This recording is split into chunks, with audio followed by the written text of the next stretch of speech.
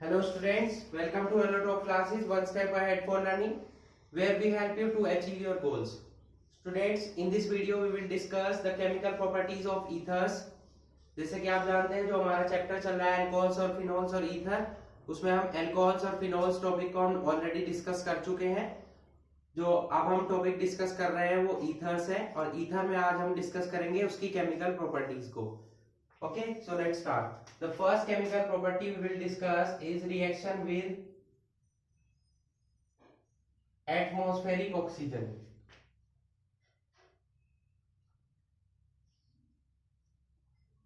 Atmospheric oxygen की presence में क्या होता है कि हाइड्रो पेरोक्साइड में कन्वर्ट हो जाता है आपका ईथर। सपोज आपके पास जो ओल्ड ईथर है जो काफी टाइम से रखा हुआ है, वो क्या होता है कि एयर की ऑक्सीजन की प्रेजेंस में क्या हो जाता है, ऑक्सीडाइज हो जाता है और जो उसके अल्फा कार्बन है उन पर ऑक्सीजन का अटैचमेंट होकर आपका हाइड्रो पेरोक्साइड बन जाता है।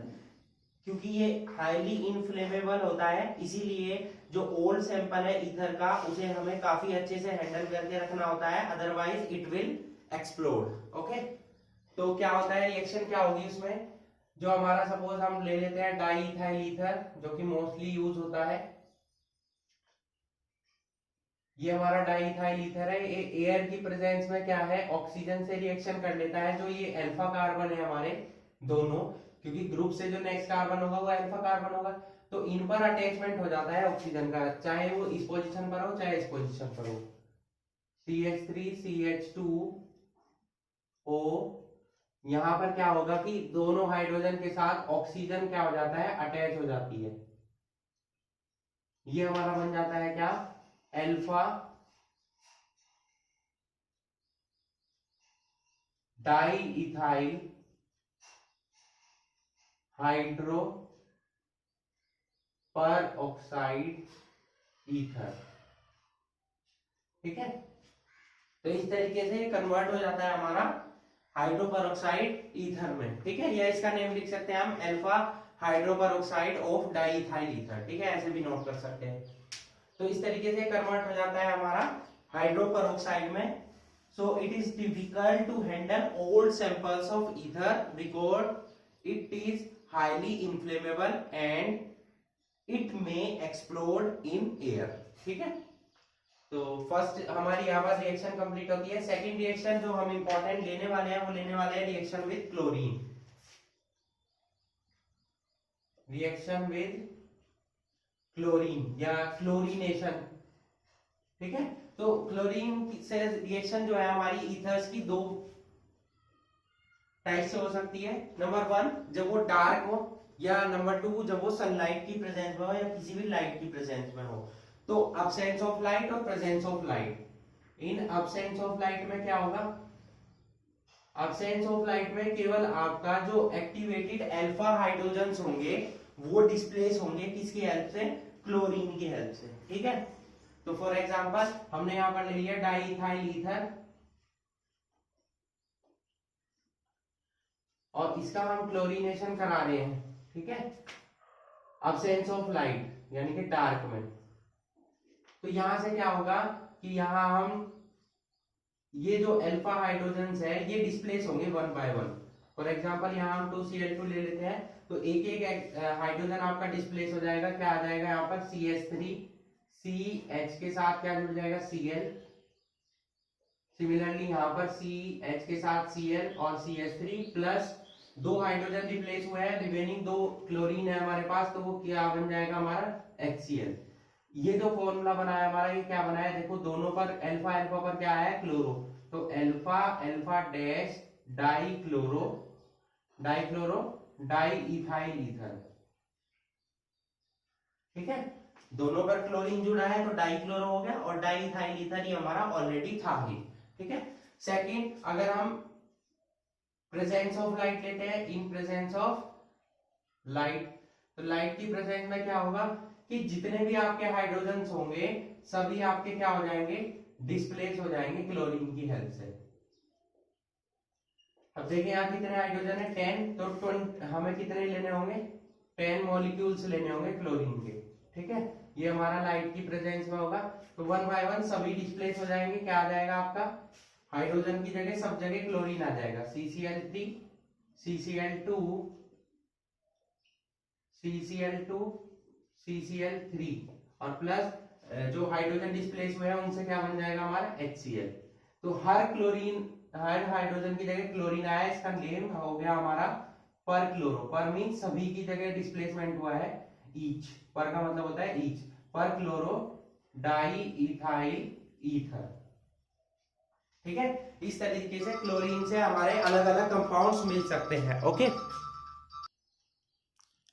तो अलग अलग हमारे कंपाउंड मिलेंगे सनलाइट की प्रेजेंस में और अब्सेंस ऑफ लाइट की प्रेजेंस में। Okay, so please note these equations. Next ले लेते हैं, नेक्स्ट इक्वेशन।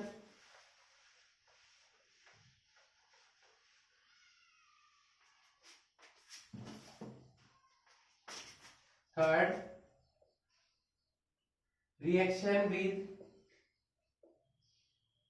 Halogen carriers. जो हेलोजन प्रेजेंट होती है जिन कंपाउंड में, for example PCl5, PCl3, SOCl2। Okay, ये आपको मैंने हेलो एल्केन्स और हेलो एरेन्स में पढ़ाए थे कि हेलोजन कैरियर्स कौन कौन से हम यूज करते हैं। तो उनके साथ रिएक्शन करके ये क्या करता है, हेलोजन डेरिवेटिव्स फॉर्म करता है। ठीक है, फॉर एग्जांपल हमने ले लिया यहाँ पर C2H5O C2H5 डाइइथाइल ईथर ले लिया, इसकी रिएक्शन कराते हैं PCl5 से। ठीक है, तो PCl5 एक हेलोजन कैरियर है क्योंकि इसमें क्या प्रेजेंट है, क्लोरीन एज ए हेलोजन। तो यहां से क्या होगा कि हेलोजन डेरिवेटिव बनेंगे, एक क्लोरीन यहां पर, एक क्लोरीन यहां पर, तो क्या बन जाएगा 2C2, क्योंकि दो हमारे इथाइल ग्रुप है, Cl, इथाइल क्लोराइड का फॉर्मेशन होगा। रिमेनिंग क्या है, 3 क्लोरीन और 1 ऑक्सीजन 1 फ्री, तो क्या बन जाएगा POCl3। सिमिलरली अगर हम कोई और ईथर ले लेते हैं CH3OC2H5 और किसी और अदर हेलोजन कैरियर से रिएक्शन कराते हैं तो क्या होगा, CH3Cl बनेगा, एक टाइप का एल्काइन हैलाइड, और दूसरे टाइप का बनेगा C2H5Cl, और लास्ट में आप देख सकते हैं यहाँ SO बचा है और ऑक्सीजन बचा है, तो कौन सी गैस रिलीज होगी, SO2। तो इस तरीके से हेलोजन कैरियर्स की हेल्प से ये क्या बना लेते हैं, एल्काइल हैलाइड्स का फॉर्मेशन कर लेते हैं। ओके, नेक्स्ट रिएक्शन ले लेते हैं हम, हाइड्रोलिसिस ऑफ ईथर्स। ये क्वेश्चन एग्जाम में पूछा गया है। क्वेश्चन क्या आया था आपके एग्जाम में, how the ethers are hydrolysed, मतलब ईथर्स का हाइड्रोलिसिस कैसे होता है, and what are the main products of the hydrolysis of ethers. ठीक है, तो ईथर्स का हाइड्रोलिसिस जो होता है वो डाइल्यूट एसिड की प्रेजेंस में होता है, डाइल्यूट मिनरल एसिड की प्रेजेंस में, और इसकी हेल्प से हमें क्या मिलते हैं, एल्कोहल्स मिलते हैं। ठीक है, तो चलिए देखते हैं। फॉर एग्जांपल हमने ले लिया यहाँ पर CH3OCH3, इसकी रिएक्शन करा रहे हैं हम, हाइड्रोलिसिस करा रहे हैं। ठीक है, डाइल्यूट मिनरल एसिड H2SO4 की प्रेजेंस में, हीट अंडर प्रेशर, इसको हीट अप करेंगे हम, तो क्या होगा आपका, ये कन्वर्ट हो जाएगा एल्कोहल में। 2CH3 है यहाँ पर, तो 2CH3 और O भी 2 हो गए, H भी 2 हो गए, तो OH, ये आपका बन गया मिथाइल एल्कोहल। सिमिलरली हम C2H5 की रिएक्शन कराएंगे तो हमें क्या मिल जाएगा, इथाइल एल्कोहल। सेम कंडीशन होगी।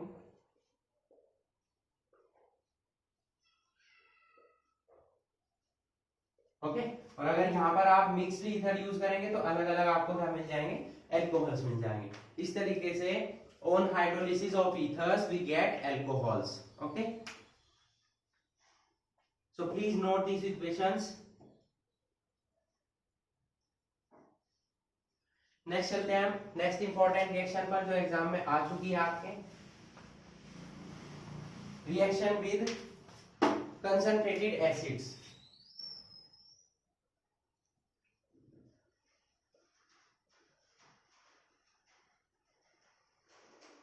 कंसंट्रेटेड एसिड्स के साथ रिएक्शन करके ये बनाता है क्या, ऑक्सोनियम साल्ट्स। ऑक्सोनियम साल्ट्स, ठीक है, ऑक्सोनियम साल्ट्स का फॉर्मेशन करता है ये एसिड, कंसंट्रेटेड एसिड्स के साथ, जो भी हो आपके कंसंट्रेटेड H2SO4 हो, फॉर एग्जाम्पल हम देख लेते हैं यहाँ पर C2H5O C2H5, ठीक है। इसकी जब हम कंसंट्रेटेड H2SO4 से रिएक्शन कराते हैं तो क्या होता है, C2H5, थोड़ा इसे इस टाइप से लिख लेते हैं हम। ऑक्सीजन के पास क्या है, 2 lone pair of electrons present है ऑलरेडी। यहाँ क्या होगा, ये H पॉजिटिव इसका H2SO4 का यहाँ आ जाएगा और HSO4 नेगेटिव बाहर चला जाएगा। ये हमारा ऑक्सोनियम 60 बना और इसका नेम क्या होगा, ये आपका क्योंकि किससे बना है, डाई इथाइल ईथर से बना है, तो इसका नेम क्या हो जाएगा आपका, डाई इथाइल ऑक्सोनियम। ये क्या है आपका, हाइड्रोजन सल्फेट। इसका नेम ये हो गया कंप्लीट।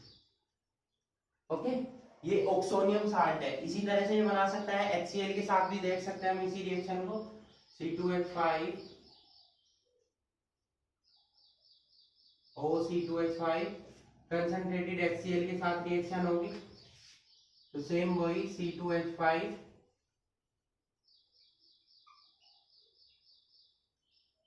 रिएक्शन H पॉजिटिव यहाँ आ जाएगा और Cl नेगेटिव बाहर चला जाएगा। इसका नेम क्या हो जाएगा, di ethyl oxonium hydrogen chloride, क्योंकि HCl का नेम क्या है, हाइड्रोजन क्लोराइड।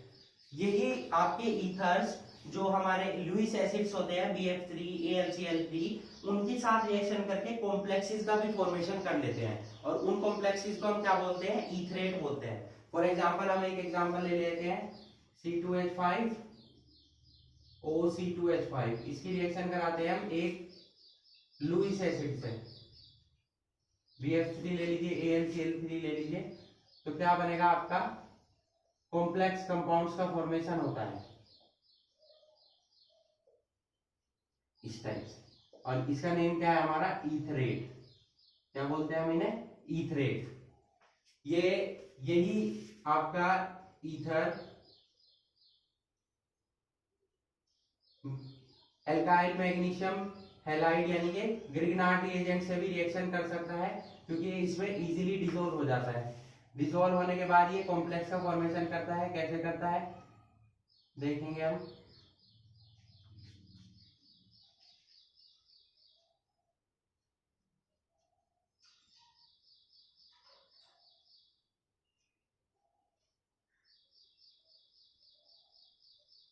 ये आपका क्या बन गया, कॉम्प्लेक्स बन गया, क्योंकि आपका जो ये डाइथाइल ईथर है ये हमारा ग्रिग्नार्ड रिएजेंट में क्या हो जाता है, इजीली डिसॉल्व हो जाता है। ये कुछ इंपॉर्टेंट रिएक्शंस थी कंसंट्रेटेड एसिड्स के साथ, और साथ में हमने पढ़ लिया कि ये ग्रिग्नार्ड रिएजेंट के साथ क्या रिएक्शन देता है, यहाँ नोट कर सकते हैं। ग्रिग्नार्ड रिएजेंट के साथ होगी रिएक्शन ये आपकी, और ये आपकी लुईस एसिड्स के साथ हो गई, ठीक है। So these are the important reactions, chemical properties of ethers. Okay, 5 important properties हमने यहाँ पर डिस्कस की हैं। पांचों की इक्वेशन आपको नोट करा दी गई है। इन इक्वेशंस की आपको प्रैक्टिस करनी है ethers के लिए। नेक्स्ट पार्ट में हम कुछ और इम्पोर्टेंट रिएक्शंस के बारे में डिस्कस करेंगे ethers से related. Okay, so that's it for today. Hope you enjoyed the video and thanks for watching.